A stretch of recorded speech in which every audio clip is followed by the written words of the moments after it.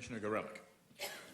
Thank you, Mr. Chairman, and thank you again to the members of the panel. You've appeared before us before. You were enormously helpful to us before, and we appreciate you coming back. Let me, before I follow up on Commissioner Fielding's questions, just try to tie down a couple of things. This is a question for Commissioner Kelly. Do we now have in the 911 system a central repository for all information collected by whoever would be relevant, and someone whose responsibility it is to ensure that instructions consistent with all of that information are given to people who call in, and that information from them is fed into that loop? Yeah, we have a platoon commander that's in charge at the 911 system. That platoon commander has hotline contacts to the fire department, to EMS, to our own operations section. The operations section works directly for the chief of the department. They're a clearinghouse of all immediate information. So there is that capacity, which didn't exist, quite frankly, on September 11th, to talk to other agencies to get real-time information about what's happening, kind of an overview of what's happening. Of course, they also have access to radio frequencies as well. So this platoon commander has information coming in from a variety of sources. They then have the ability to tell the call takers what's going on. Let's say we wanted to put out information. Example being, well, I don't want to get into fire because there is also other dispatchers, which, by the way, the mayor is working to has a initiative for a public service answering system that will merge all of our dispatching and call taking systems. Right now, we have a police call taker who hands calls off to a fire dispatcher if it involves a fire. But let's say we wanted to give callers about a particular emergency instructions to do a certain act. We can do that. But you have, just to be very clear, I mean, probably among the most serious problems that we have found is that people who did the only thing that they could do, which is to call 911, got bad information, and the information they tried to pass on went nowhere, or seemingly went nowhere. And so my question to you, without going into detail, is that fixed now? Yes, we have the capability of giving information to our call takers. And do you have somebody whose responsibility that is? Platoon commander, 24-hour. We have a captain, a police captain. We have 1,200 people in our 911 system. We have a captain on duty 24 hours and platoon commanders. And you mentioned that there is now a proposal to merge the fire department dispatch system and the 911 system. Is that correct? Yes, that's, it's going to take a while for that to happen. But the mayor, through our Department of Information Technology, as the lead agency, is crafting a plan where we will have a public service answering system that, with also redundancy in other 2 locations, that merges the police, fire, EMS, call taking and dispatching. We will probably want to get an update on that before we make our final recommendations. Commissioner Scopetta described the progress that has been made within the fire department in terms of the interoperability of the radios and the communications intra-fire department and also between the fire department and others. Does the police department have the same system? We have a different system, but our system worked well on 9/11, because I wasn't in government at the time, but it worked well on 9/11 with the exception of overloading on certain frequencies. In other words, the radios function, but people were talking over each other. We have a different system. We have a system that's a UHF system that's based on repeaters. We have almost 200 repeaters throughout the city, and it's a very effective system. Is your system fully interoperable with the fire department system, so that individuals who respond to the same event and the same place and see different aspects of it can communicate with each other? Or does it require translation out back to each department and over laterally to the other? The short answer is yes. I can tell you I asked you an how it's either-or done. question. How can Yeah. you answer me yes? Well, yes, we have that capacity. But there is interoperability channels. We monitor the interoperability channels and on our radio frequencies by our dispatchers.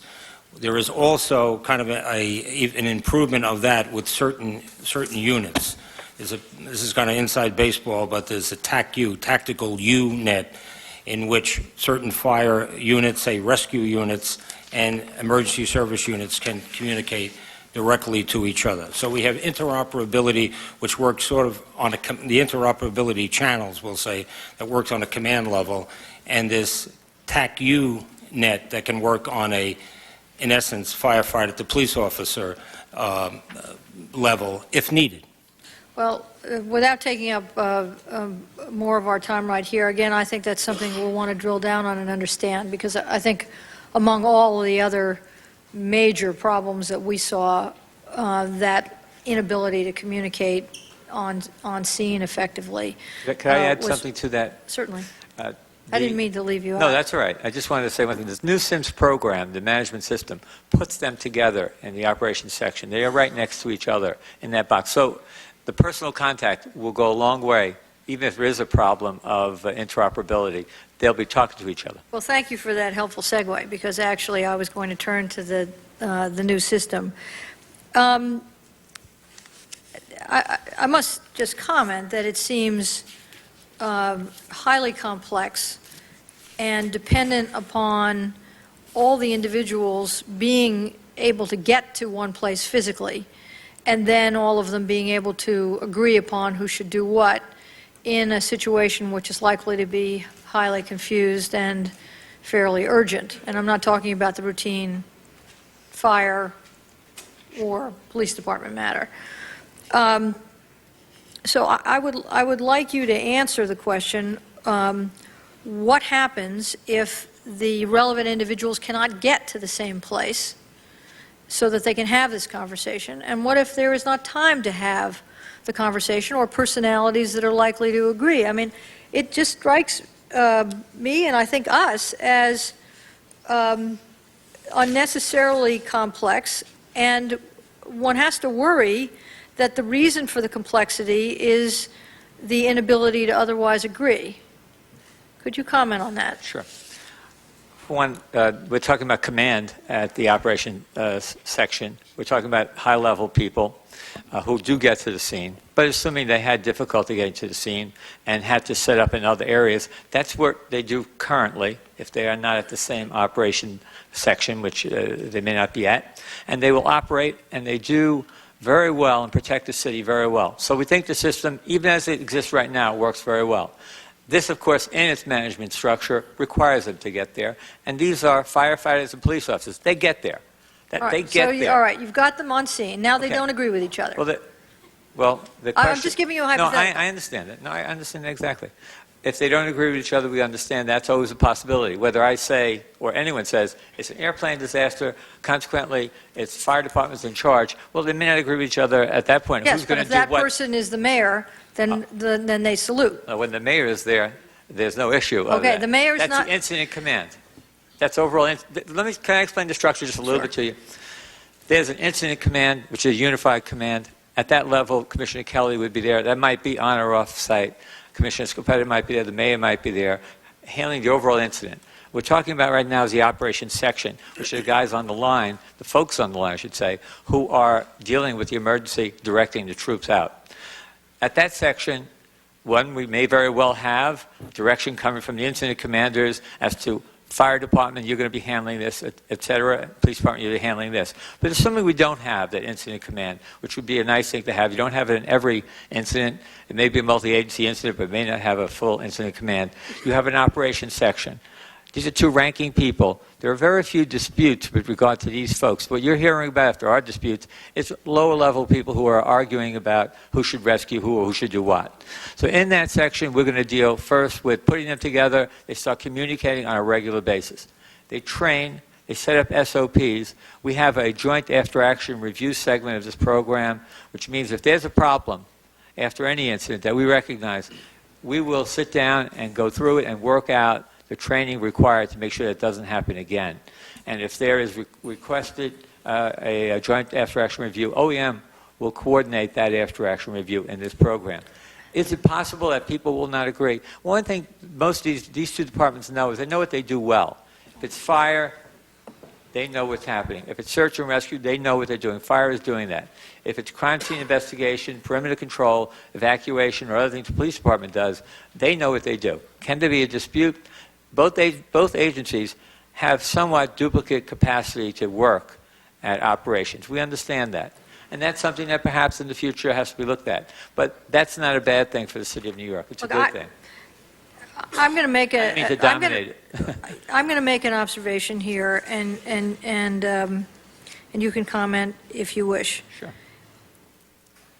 I'm going to take Commissioner Scopetta at his word that it is, the hard part here is going to be in the execution, and that you're going to need lots of training around the complex circumstances.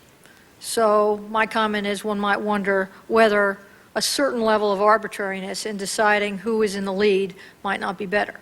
That's one observation. Number two, you were at this for a very long time, trying to get to this matrix. No, I've been at it 4 weeks. Not you personally, not you personally. I got it done in 4 weeks. The city has been at it for a Yes, very long absolutely, time. absolutely. I And there agree. is a reason that it has not come to agreement. Right. We are not privy to those discussions, and we don't know what those reasons are, but it is a cause for concern. That's my second comment. And my third comment is, if we've heard it once, we've heard it a dozen times today, this system, you say, comports with the National Incident Command Model, or is largely based on the National Incident Command Model, or is consistent with it, or comports with it. It makes me worry that it really doesn't. Honestly, because there is real clarity in the way the national system is described. That is, one person is in command. My red light is on, and I can push this New Yorker bit just so far. But I have to tell you, I remain troubled by the timing, both how long it took to get the system in place and the timing of its issuance last Friday, the number of jump balls listed on the matrix, Commissioner Scopetta's comments about needing training, which I certainly agree with, and not that we have a say in what you do, but we do have the ability to comment, and I would just suggest to you that we need a lot more of an understanding about whether this is a bona fide effort to clearly delineate who has responsibility in the most difficult circumstances. Well, maybe Thank I'll you. just comment very briefly on that. It's certainly a bona fide effort, that's for sure. I've been involved in it a relatively short time as OEM commissioner, but I have lots of experience in city government and with the department. We believe, for one, these agencies work very well together right now, as I've said. They handle emergencies as they exist. I know you're smiling about that, but the fact of the matter is they do work very well together. I'm not smiling because They do I'm work just very well smiling. together. I just hope that you don't believe that they don't. They work very well together. They protect the city day in and day out with very little problem. And at 9/11, there was no lack of cooperation between the agencies. There were other problems which you've raised, but there was not a lack of cooperation. These folks did the job together, and they suffered together. There's no question about that. As far as NIMS is concerned, NIMS recognizes unified command in the incident structure. If you look at NIMS, you'll see that. Unified command is precisely what I'm suggesting here, and that is in certain incidents. And it recognizes the talents of various agencies that will come together and make a decision as to how to deal with an incident, a major incident. And then they will tell their troops from each of the individual agencies, you go out and handle that fire here. Police department, you go out and handle this aspect of it. And by the way, if you have duplicate capability, which you do, let's assume we have duplicate capability in a hazmat incident, which we don't, not zeroing in on, but let's just say we do. PD may be the primary agency in that area, but fire department has its capability as well, and it will work in its core competency of life safety operations and in mass decontamination. But in any incident, the agency will have direction from that. All agencies will have direction from the agency that has competence. So if it's a fire-related issue of patient care and transport or fire suppression, any other agency working with them will follow their direction. So there's no confusion about who's in charge of that operation. And no incident is one operation. No major incident is one operation. It's many incidents going on simultaneously. That's my belief in it, and I do believe in this system. Thank you.